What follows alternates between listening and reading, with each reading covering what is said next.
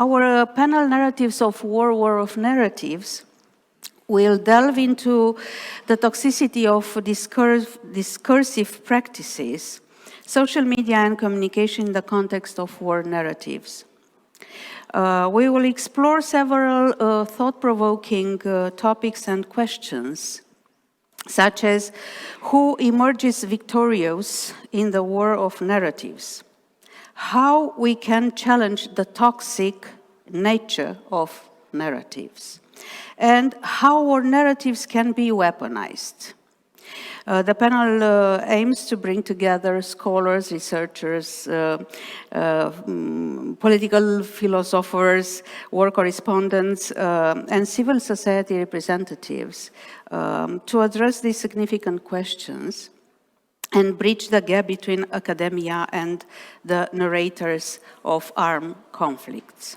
Thank you, Dana. Thank you, colleagues. It's a pleasure to be with you, to talk to you. Unfortunately, not physically present, but at least online. And look, I do think that the title of the panel is very, very interesting and very correct, because in the past years, I had the impression that all the discussion about, in the Western world, all the discussion about the information space was reduced to the discussion about fake news and disinformation. And I was always struggling with this, saying that, look, the goal of the propaganda, the goal of the information warfare is not to deceive, but to destroy.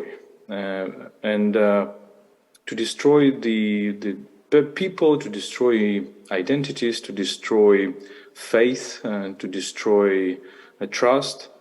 And I do think this is an important factor, because when you analyze, for example, the Russian propaganda with regard to both Ukraine and also European Union or wider world, you will see the recurrent pattern, and this pattern is an attempt to demoralize and to see distrust between citizens and other citizens, between citizens and governments, between civil society and authorities, etc., etc. And these tactics, of course, it implies disinformation. Of course, it implies fake news. So, of course, it implies lies. But it also implies the parts of the reality.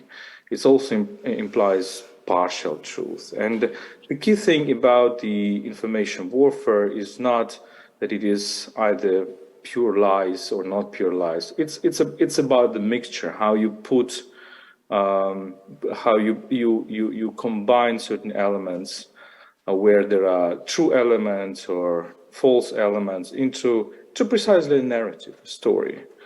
And the key thing about all this, I think, is to destroy the enemy mentally, or destroy the trust towards somebody that you consider an enemy from the other people. And if you look at the way how Russia was actually preparing this, both the war that they started in 2014 and the big-scale invasion which started in 2022, it was preceded by a very long narratives, very long storytelling, very long propaganda, in which the key goal was to dehumanize Ukrainians, to say that either they do not exist as a nation, or they do not have the right to exist, because they are Nazis, because they are killers, because they don't have any political history or whatever else. And I think this is a very important moment, very important element, because before you start killing people physically, you start killing people mentally. And for example, we travel a lot in Ukraine. We go to the deoccupied territories, liberated territories. We go to the frontline areas, very close to the Russian troops, very close to the Russian border. And all the time we're trying to talk to people who communicated with the Russian soldiers and trying to understand what actually was in mind of these soldiers. And there is a repetitive element in this. And the repetitive element is that they always ask usual Ukrainian peasants where the Nazis are. Show us the Nazis. Where are the Nazis?